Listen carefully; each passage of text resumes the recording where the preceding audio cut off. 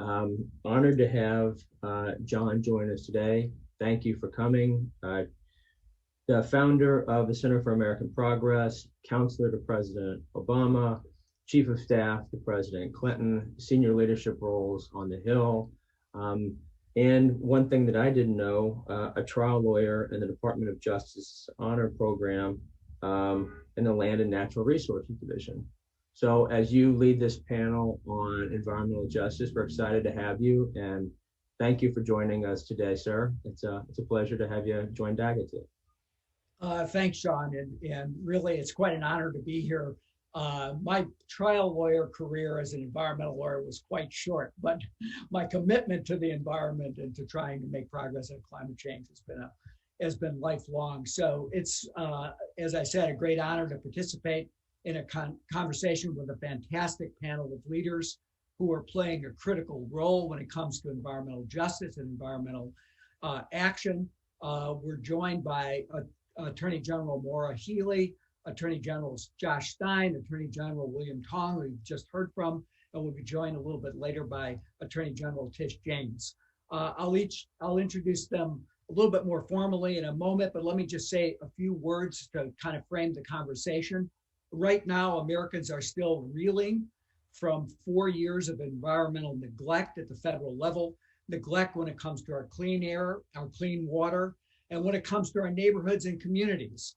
And it's people of color and those with lower incomes who have been the hardest hit. Just last month, a report in the online journal Science Advances concluded that the nation's most pervasive and deadly air pollutant, fine particulate matter, PM 2.5, disproportionately affects people of color in America, regardless of where they live. In the US, Black Americans are 75% more likely than other Americans to live near facilities that produce hazardous waste. In California, households earning less than $20,000 a year suffer 20% higher vehicle pollution exposure than the state average. And of the top 10% of the population most affected by pollution in the state, 89% are people of color. President Biden, I think, particularly last year during the campaign, focused on the intersection of health, of the economy and the need for economic recovery, of racial justice and environmental justice. He sees this as an all-government issue and an all-society issue, and he's shown that he's committed to tackling climate change while also addressing racial, economic, and environmental justice.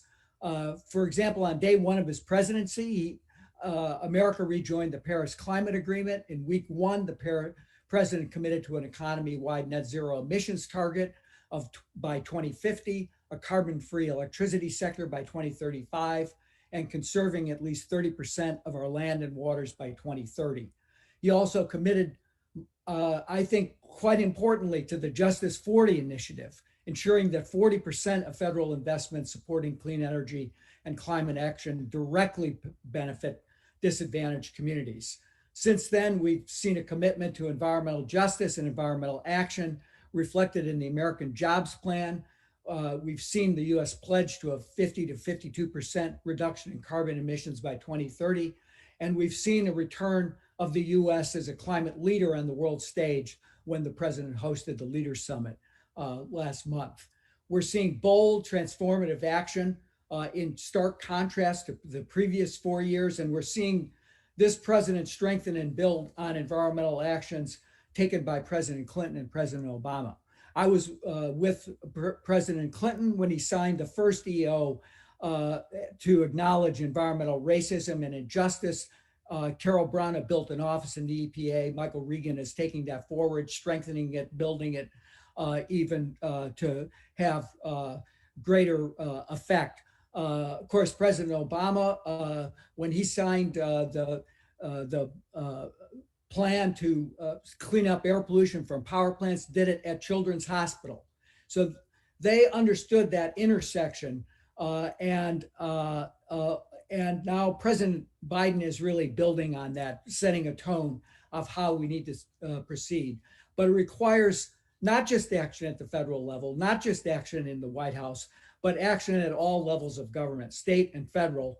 And the attorney generals, like those joining me today, have long been the point of the spear, the leading edge in the way to protect our environment. They're the ones that have been filing lawsuits against the previous administration, holding polluting corporations to account, and helping to protect those who have been historically affected as a result of environmental neglect, whether that's by suing ExxonMobil in Massachusetts or Connecticut for misleading consumers, suing the Trump administration in North Carolina over its offshore drilling plans, or leading a coalition of attorneys general in support of better regulations when it comes to toxic chemicals in the water supply.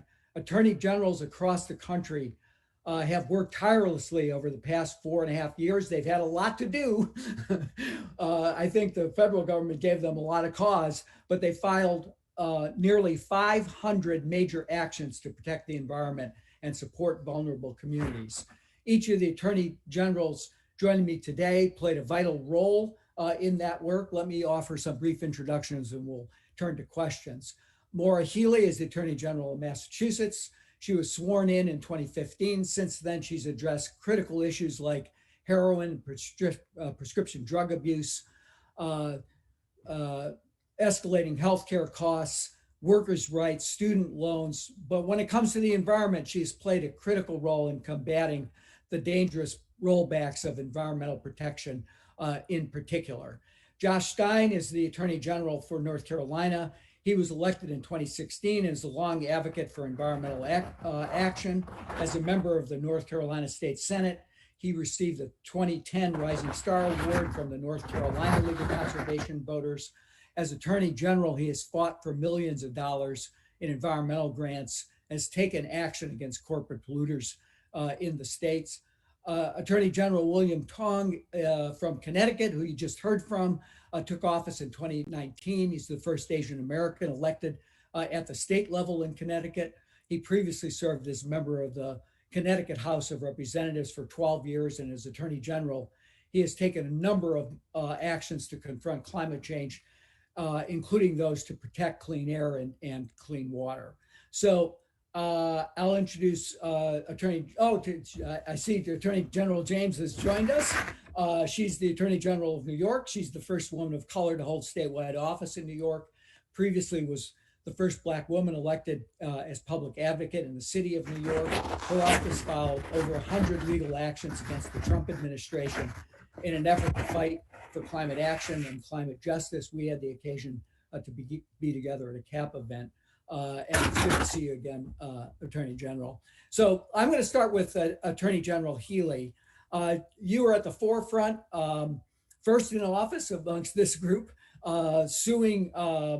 You started by taking on an oil and gas giant, ExxonMobil, and the court found that your office had the authority to investigate that oil giant.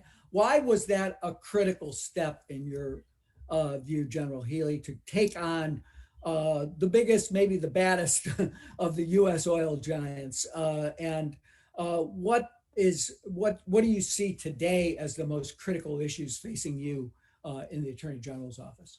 Well, John, first of all, thank you so much for being with us this morning. Thank you for your leadership over the years in this space. We've come a long way from the days of Mass versus EPA, when states sued then George Bush's administration to basically get the EPA to do its job and regulate greenhouse gases. And of course, a lot of activity over the last 4 years, as you mentioned, as many of us are trying to hold the line on ways to address climate change and the climate crisis, as well as promote a clean energy future. And I'm delighted to be joined by my colleagues. I think that across the board, our group of Democratic AGs have really recognized that, first of all, we had an obligation in the face of abdication by the federal government to step in and enforce laws that are there to protect public health and our environment. And also, I think that we have been among the first in supporting and recognizing the intersectionality in all of this. I think we have an incredible opportunity. Yes, I sued Exxon. Seems like a long time ago. We've survived multiple rounds with them. We're still in the ring. I think the first subpoena was sent to Rex Tillerson, remember him, way long ago. The importance of that case, is an example of some of the advocacy and litigation that we do as attorneys general. I mean, pointing out when there has been an instance of an ongoing campaign by a corporation to deceive consumers and investors here about the risks posed by fossil fuels, the effect on the market, the effect on consumption, and the like.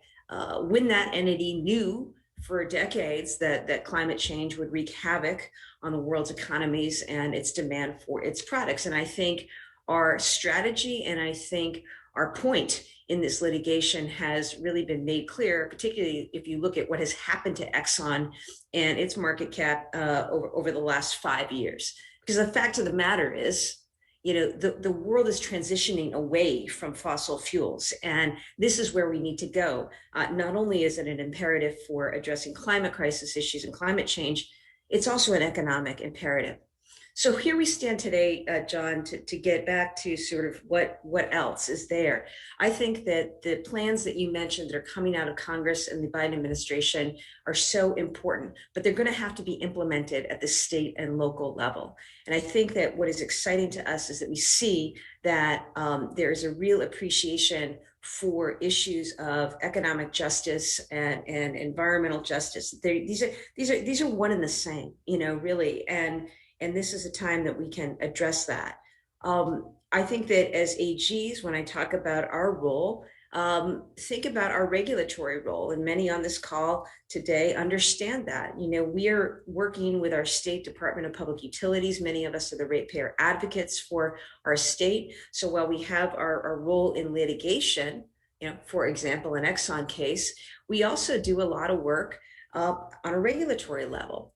I called on our state's Department of Public Utilities to open a case to look at the future of the natural gas industry in Massachusetts and to make the policy and structural changes that we need to make to ensure that we have good energy supply, but also energy supply that is safe, reliable, and fair.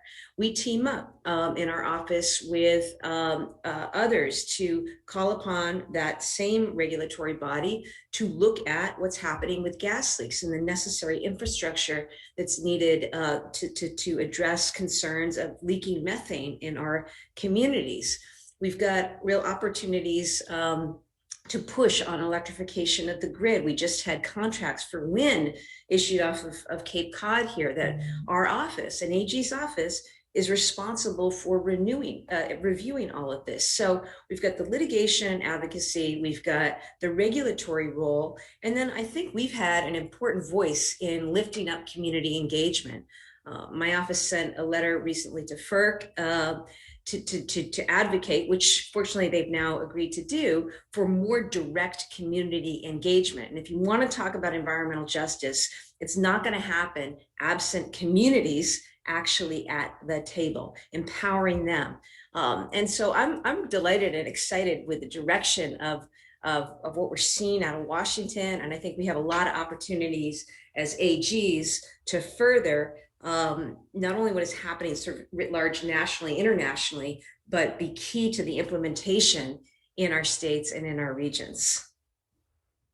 Thank you. That was terrific. Let me turn to Attorney General Tong, and we'll keep with the ExxonMobil theme because you sued them last year. And I'm quoting you when you filed that suit, you said that the company sold lies about climate science for years. Yeah. Attorney General, let me ask you maybe two questions. One is the importance of that lawsuit. It kind of has echoes of what happened in the tobacco industry. And also, are you seeing a new partnership with the federal government, picking up on what Attorney General Healey just said? Well, thank you, John. Thank you for moderating, and thank you and Cap for your leadership on these issues, particularly during the difficult last 4 years as we try to protect our environment and natural resources. So the first thing you learn when you become an attorney general is that on this important work that really is of national and international dimension, like protecting the climate, you can't do it alone. And you have to have the good sense to follow the lead of Tish James and Josh Stein and Maura Healey, and to partner with them. So much of our work is done together, and we lean on each other. And I'm very lucky to be sandwiched between Maura Healey and Tish James, and I lean on both of them.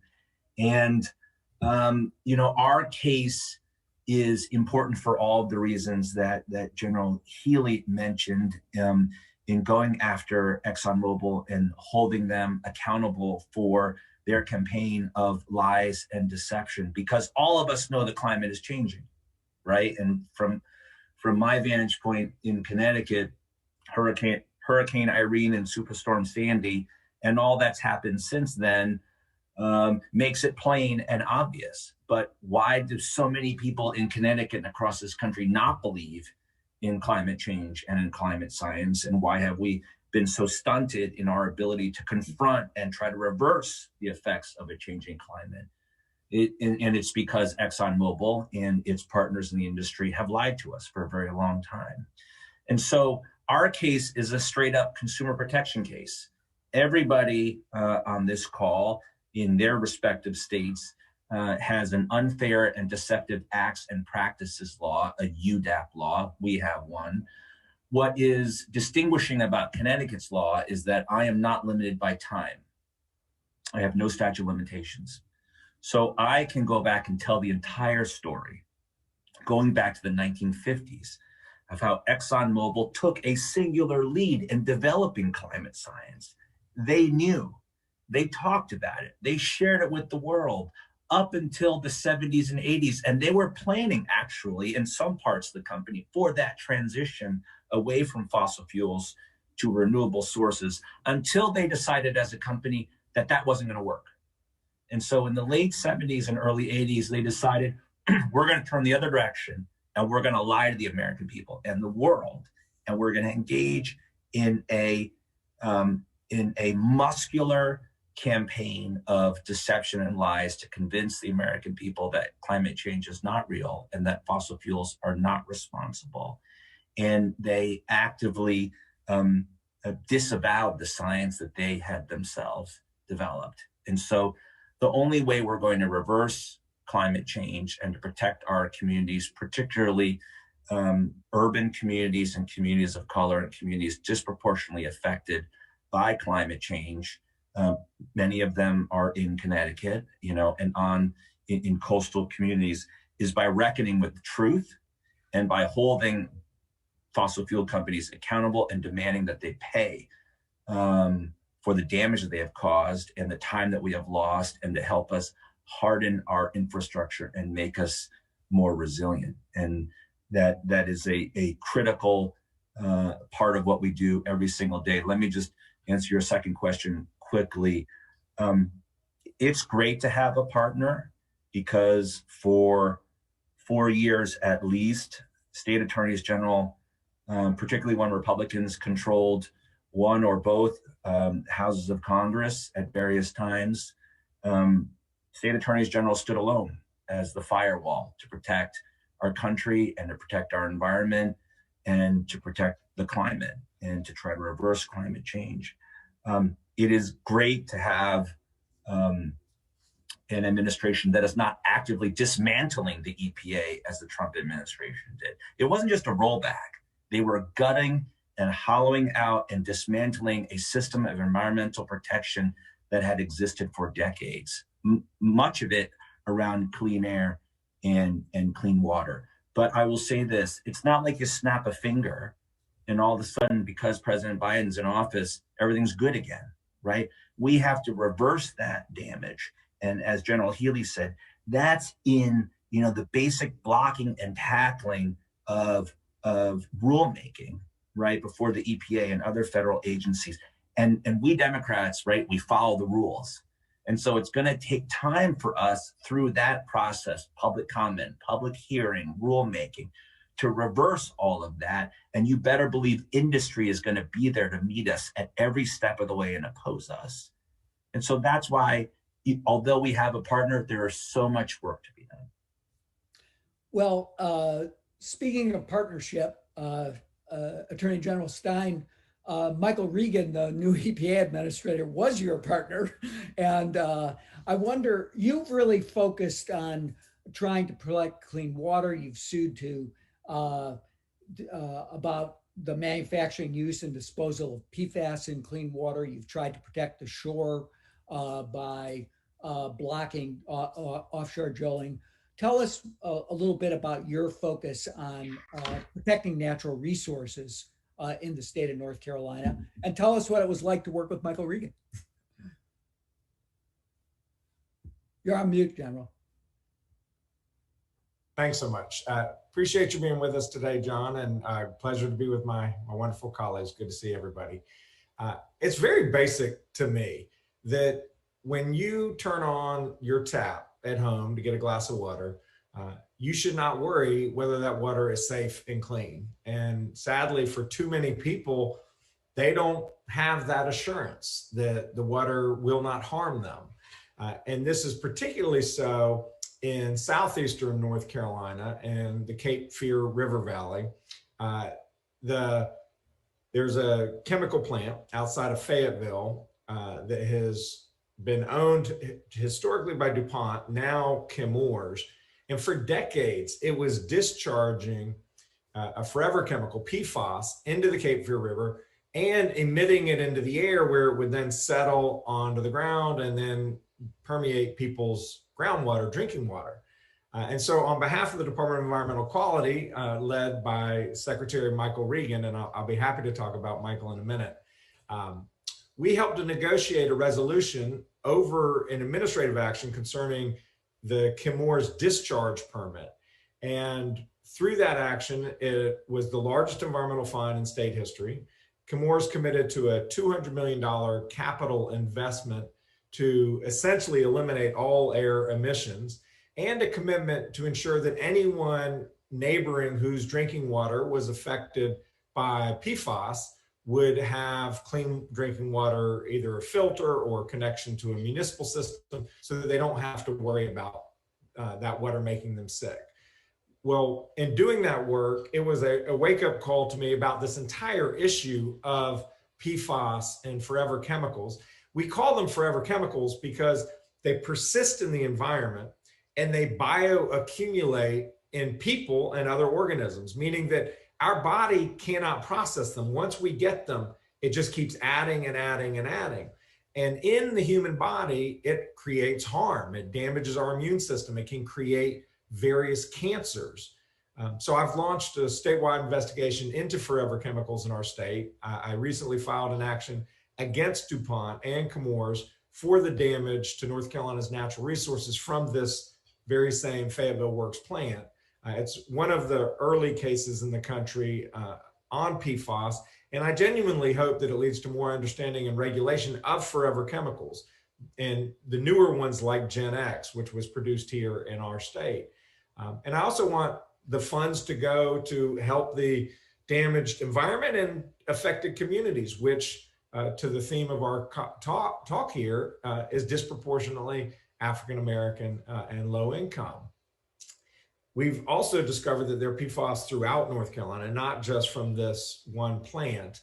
And we are investigating all of that, other PFAS, in fact, contaminated sites, the use of firefighting foams, the AFFF, and its impact on communities. And my view is that when a polluter pollutes and knows that they're polluting, they need to clean up the mess. And that's where AGs can come in to play. It is incredibly important for us to be effective to be rowing our boat in alignment, not only as enforcers, but with the regulators. And in North Carolina, it's the Department of Environmental Quality. With the country, it's the EPA. And Michael is a very good friend, longtime friend, extremely talented leader. He is a great consensus builder, but he builds consensus to achieve a positive end. He's not just talking, he's trying to get stuff done. And I'm so happy for the United States. As disappointed as I am to lose him here in North Carolina, I'm much happier for the country that he's there and will help lead our nation in tackling the many challenging issues in the environment we face.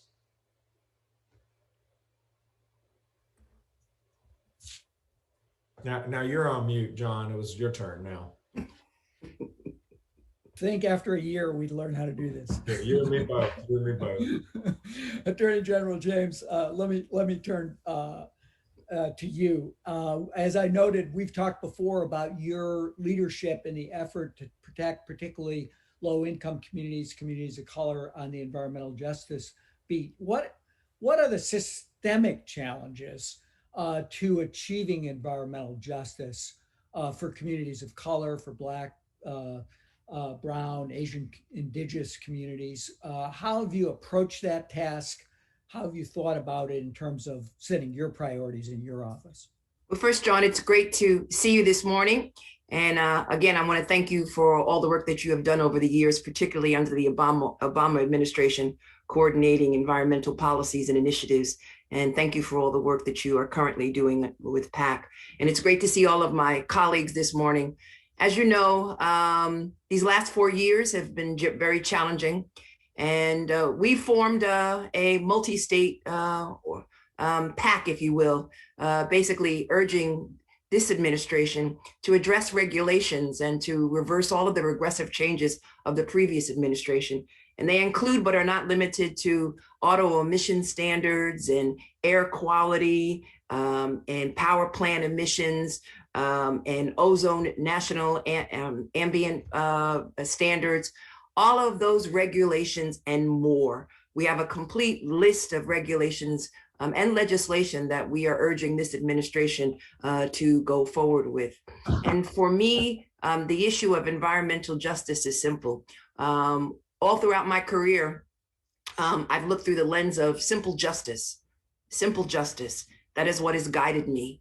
And this is, for me, not an intellectual conversation, but for me, this is an issue that people of color have known for a very long time, which science has recently confirmed.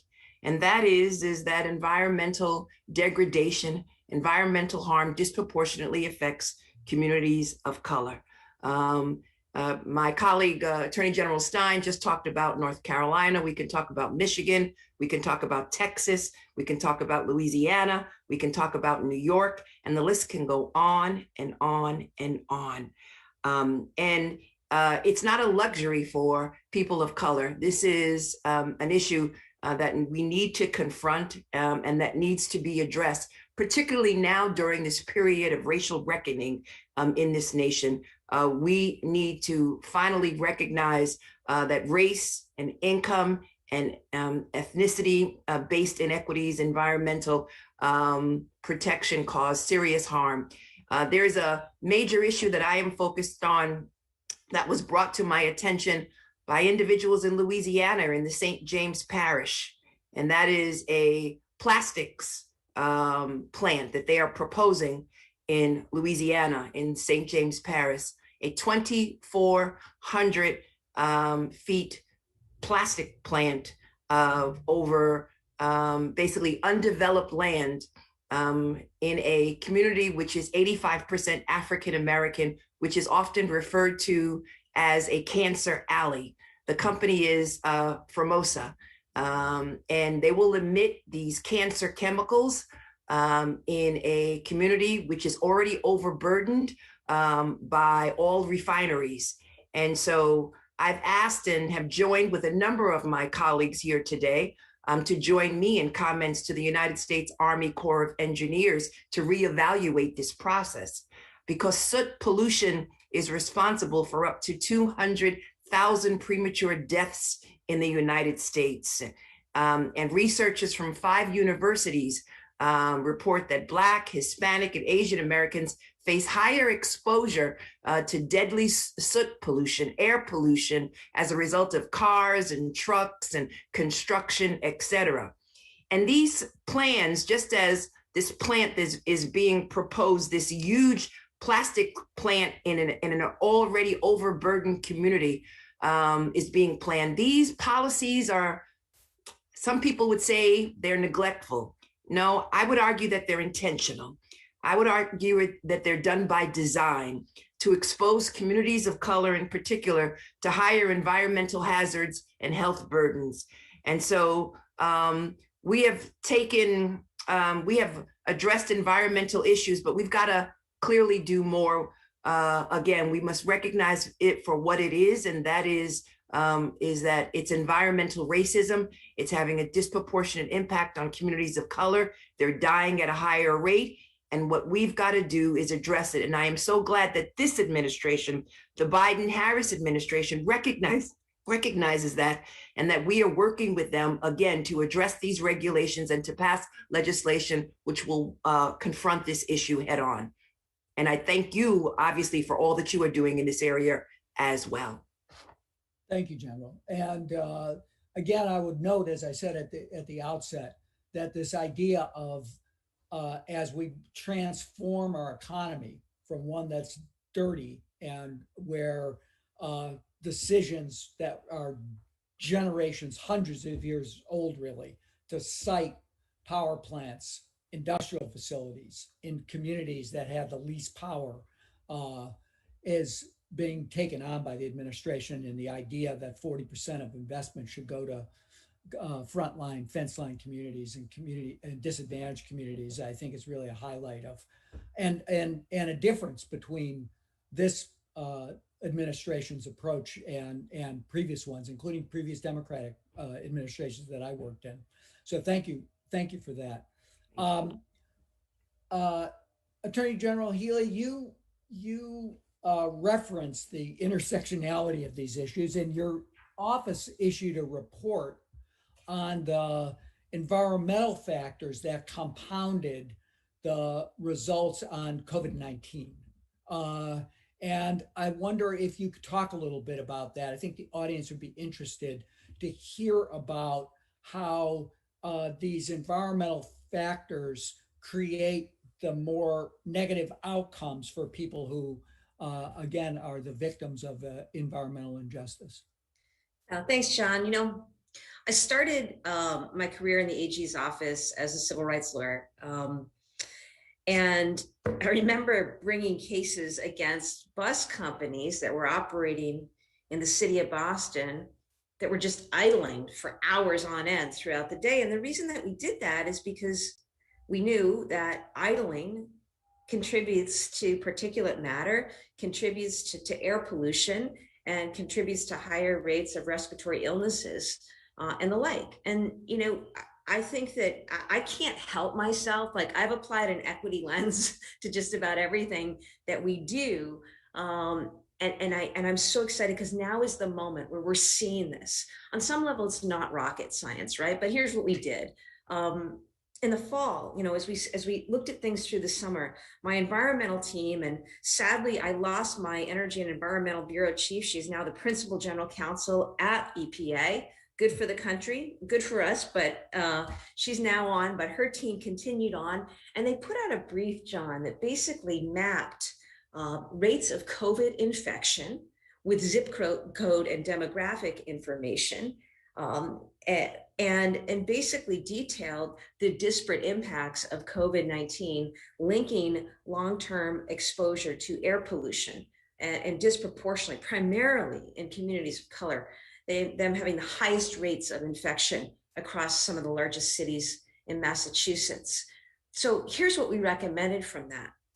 We recommended in our report, first of all, we need to strengthen requirements to protect EJ communities. What do I mean by that? It means having a voice. We argued for and obtained the presence of an EJ advocate on our state citing board. So when plants or other things get cited, that person's going to be at the table.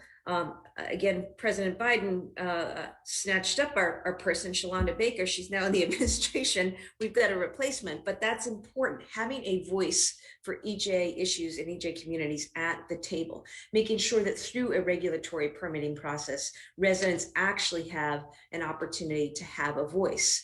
The second thing is we need to, you know, you can't fix something if you don't see it.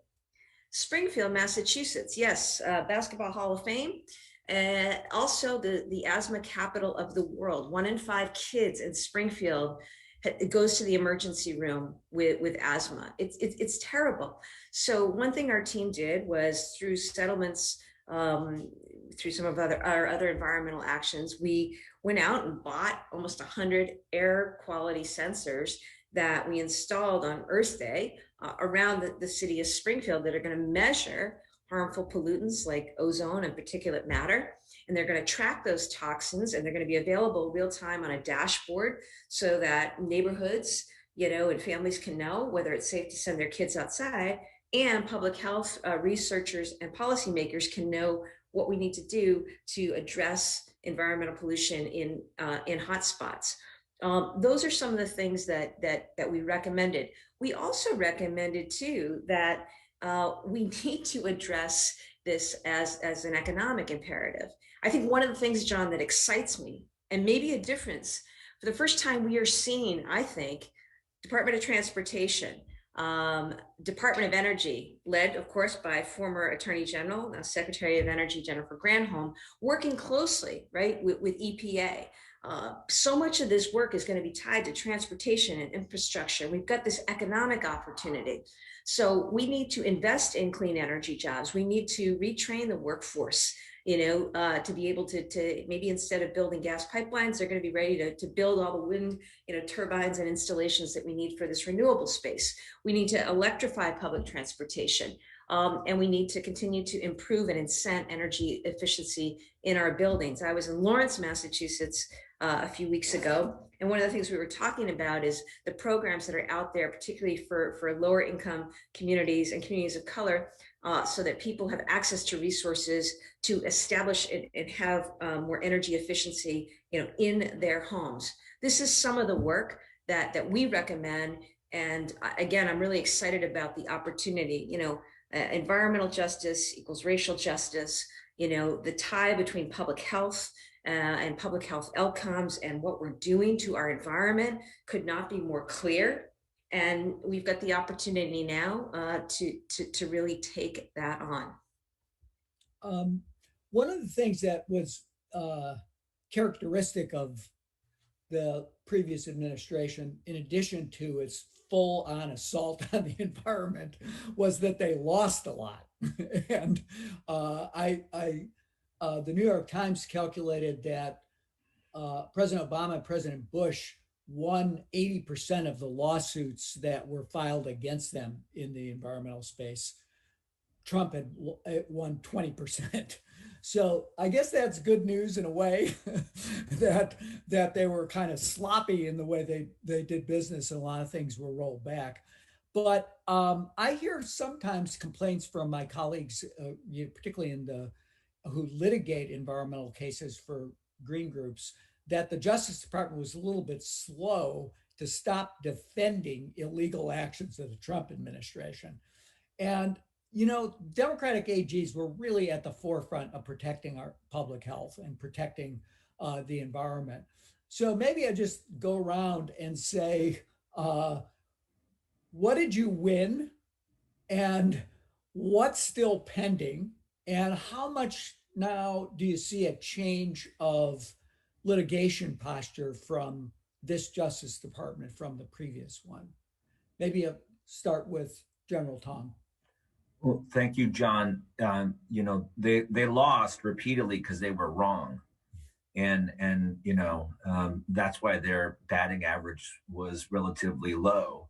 And one of the things they're most wrong about was the enforcement of our clean air rules and regulations and the Clean Air Act. And, I often say, not that I'm fond of saying, because I'm not happy to say it, but Connecticut sits at the end of America's tailpipe. And what that means is, because the way the wind blows, if you shoot particulates and emissions in the air upwind of Connecticut, they blow downwind into Connecticut and New York and Massachusetts, and probably down in North Carolina too, and make our air much less clean than it ought to be, which obviously impacts not just the air we breathe, but also the water we drink, and so many other adverse effects. So we were particularly successful at compelling the EPA to start enforcing our good neighbor rules again, to make sure that people states upwind of us, stopped polluting our air so that it would blow downwind in Connecticut. We were successful in court. That's ongoing. That making sure that those rules and regulations are enforced is a constant struggle. But at least we are not rowing against an administration actively, not just neglecting, but willfully failing to enforce those rules and dismantling those rules at the same time. General James, can I throw the same question to you?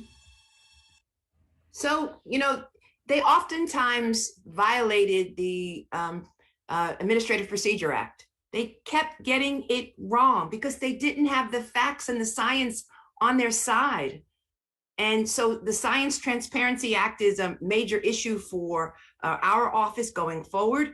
And they lost over 85% of their cases, again, because science was not on their side. And so joining together with my colleagues here today, again, New York filed over 100 environmental cases challenging the previous administration.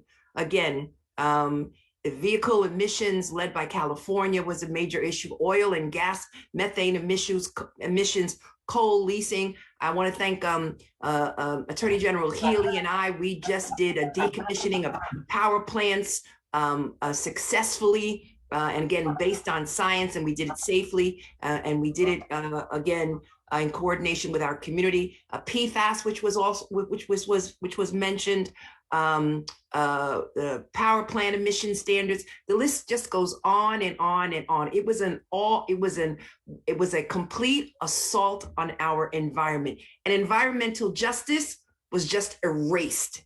It was erased from their website, EPA's website. They basically hollowed out the EPA, and it was just, again, an affront to everything that I believe in. And as was mentioned, as Attorney General Healey mentioned, the reason why I became so involved in the environment is because, as I mentioned to you before, I keep on my desk the pictures of two little girls who lived in public housing when I was a city council member who died. And they died from asthma attacks because they live in and around two major highways in New York City. And I made a commitment to their parents that I would focus on environmental racism and injustice, and that I would, again, be a champion for the environment. And that's what New York has done over these past years as the Attorney General of the great state of New York. General Stein, maybe that's a hard story to follow, but let me turn to you and ask you both. We definitely have a change of leadership at the EPA, as we've talked about. Yep. Has Justice Department changed its attitude about defending these actions? Have you noticed that? I think it's still early in a lot of instances that there are motions that I'm sure they're going to be filing. It really is, it's transformative to have an agency where we are able to creatively work in concert to strategize how do we address these real issues, the climate crisis. This is something that it's essential for our children, our grandchildren, their children, that we do something effective about it. And so to be brainstorming about what we can do affirmatively, as opposed to just trying to hold on to the policies of the past, whether it was the Clean Car Standards or the Clean Power Plan. I'm so grateful for my colleagues and their partnership and our ability to at least not go so far backwards in the last 4 years. I do want to say one thing, that it wasn't only the AGs who were at the point of the spear in trying to tackle climate issues, even during the Trump administration, but that corporate America, they didn't stick their head in the sand, many of them. They realized that this is an existential issue for them, just as it is for the people.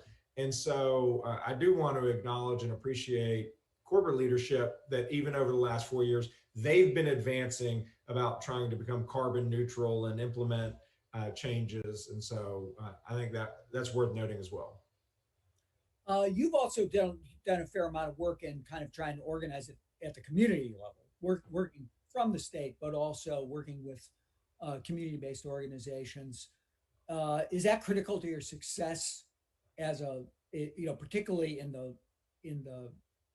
the courts, in a litigation context? It's essential in terms of identifying what issues to tackle and how to effectively tackle them. Some of them may be litigation, some of them may be policy, some of them may be programmatic. And, Michael Regan did a great job taking the environmental justice movement to another level here in North Carolina as DEQ secretary.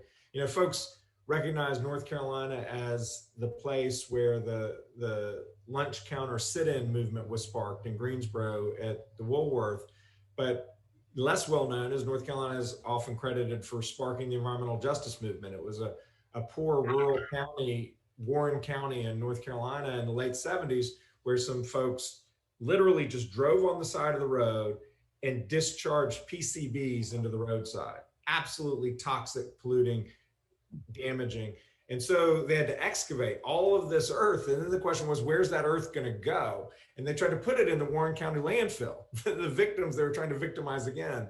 And the community there organized and engaged in years of protests. Some 55 people were arrested and ultimately prevailed. But it forced us as a state to tackle this issue and recognize this issue that Tish was just so powerfully articulating, that we ask poor people, Black people, people of color to bear an unfair share of the environmental consequences of our economy. And in order for us to effectively deal with that and to try to achieve something that approaches greater fairness, you have to be talking to folks on the ground and who are living it and experiencing it and strategizing about how to deal with it.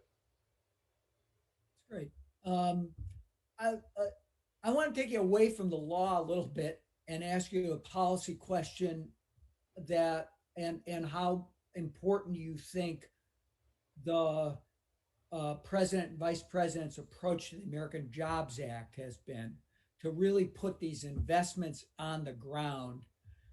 You're all environmental justice advocates. As I said, they're talking about 40% going to disadvantaged communities. He's called for a $2.2 trillion infrastructure bill. There's a lot of resistance to the clean parts of that from the Republican caucus. But in terms of looking forward to kind of cleaning up those communities, how essential is this to get this done, to do what the president and Vice President Harris have promised, which is to put people back to work in transforming the economy? Maybe General Healey, I'll start with you. John, remember day one of the Trump administration, maybe even before, right after he's sworn in, we see all the climate science stripped from the website, right? This is so problematic because our market economy, our businesses, our drive forward in this country, our innovation, our evolution depends on things like science, data, the facts. And so now we're in a different space. We've got an administration that actually adheres to and is guided by those things, yay. But unfortunately, we got a lot of cleaning up to do because we lost a lot of time, right? And it's probably not just the Trump years, it's years of neglect of infrastructure, of not making the necessary investments. We're not where some other countries are in terms of, I look at wind because I'm biased on wind because we've got this whole, booming scenario in the Northeast. But I think that funding is so important. And unfortunately, I do see some issues coming. I see some of our Republican colleagues at the ready to fight tooth and nail against every new rulemaking, every new initiative that is there to incent the delivery of a clean energy economy. So we've got to be at the ready as AGs to work with justice in defending those attacks. And again, so much of it is an attack on basic science and data and, counter to the economic imperative that we have. But we need that funding. We also need to help further, debunk. And here's where I think the administration is doing a really good job. And again, I credit, colleagues like Jennifer Granholm, who's out there, and Pete Buttigieg, and Marty Walsh, others, right, from the administration to make the case about the economic imperative and the opportunity we have to retool, reimagine our workforce. And that's what some of this money, I think, is so critical to incenting. And also, I think elected officials have got to be out there in unison. And the last thing I'll say, look, Democratic AGs represent well over 60% of GDP in this country. We know what's happening in our state. You just had AG Bonta on earlier. I mean, look at the wildfires ravaging, the West Coast. Think about what Tish is dealing with. She mentioned public housing. The healthcare costs attendant to our failure to address environmental issues are so real. And I just credit her leadership on these issues of racial justice. William's right. We're at the tailpipe here in the Northeast. And Josh, is in an area where maybe more red, more purple, but it's real there. And there's an economic health imperative. It doesn't matter where you go. We could talk Iowa too. So having an administration see holistically what we can and need to drive forward in this country is key and absolutely imperative. And hopefully the money will help incent the right policy changes. But John, by contrast, on their very first day, the Biden-Harris administration issued an executive order addressing environmental justice. So just as we are returning to some sense of normalcy after this, this pandemic, we're returning to some political sense of normalcy with the Biden-Harris administration. And so in addition to the funding for disadvantaged communities, for communities of color, it's also important that we work together, federal, state, and local, to engage in enforcement measures. And, Attorney General Healey, talked about Pete and all the other administrative officers, but I'm looking to justice, and particularly Christine Clark, to focus on environmental justice and to use the law both as a sword and as a shield. And I, in New York, am particularly focused on childhood lead poisoning. That is my focus. And so we can use this Jobs Act to replace all of these lead pipes in these homes, in public housing, in schools, in childcare centers. And so we need to, again, not use the law, but use our bully pulpit to talk about lead pipe and childhood lead poisoning and the number of children who've been affected by it. And so that's why I am so excited about this initiative and this funding and this ability to rally behind my president and my vice president, again, to talk about childhood lead poisoning and to talk about the 6 to 10 million homes that can be retrofitted. And we could address not only the environment, we can improve health outcomes, but also jobs, jobs, and jobs. And so that's what I'm going to be doing.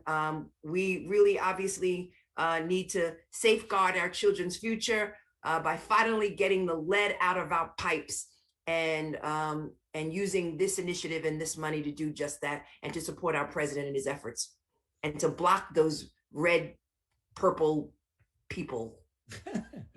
Well, it'd be interesting to ask them why they're against taking lead pipes out of buildings. And against jobs. And against jobs at the same time, and against putting people back to work.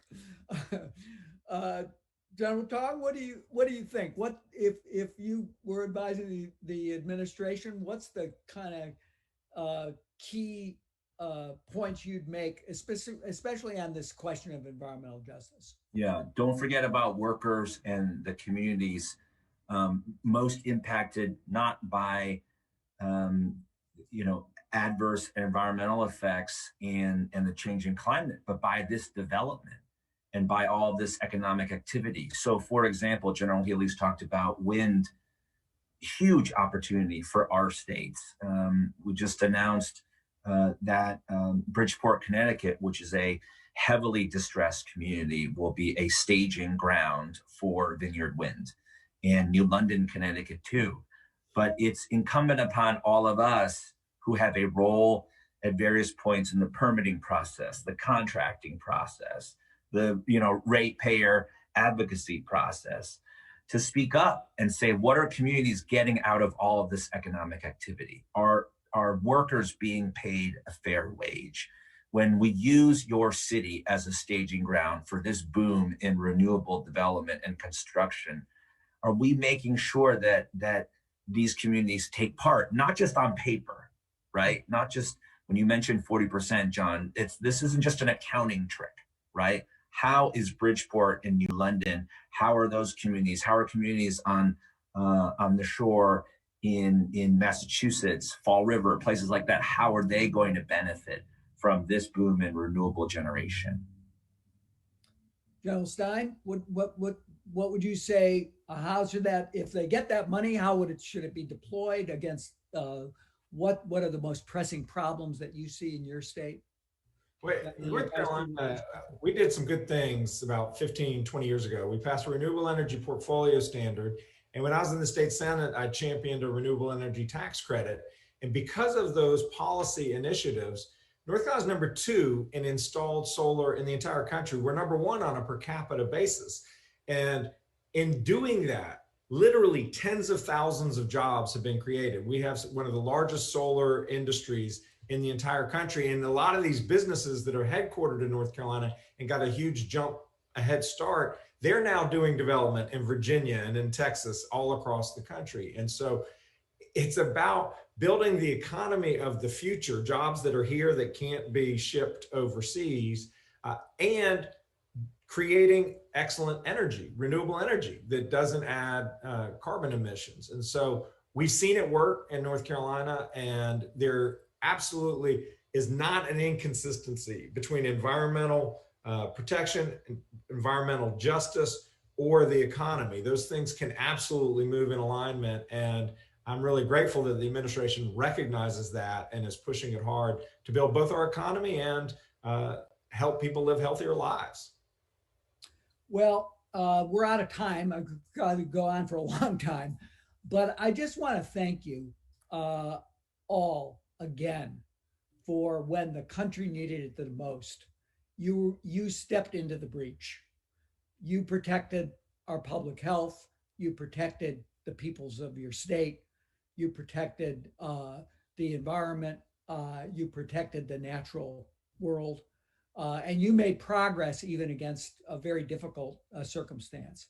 And I think now with President Biden and Vice President Harris and really an all-star environmental team at work, you've got great partners to do great things. So I just want to recognize the fact that we have 4 champions who have been amazing leaders in this space. And again, I will end where I started. It's been an honor to be with you. Thank you very much.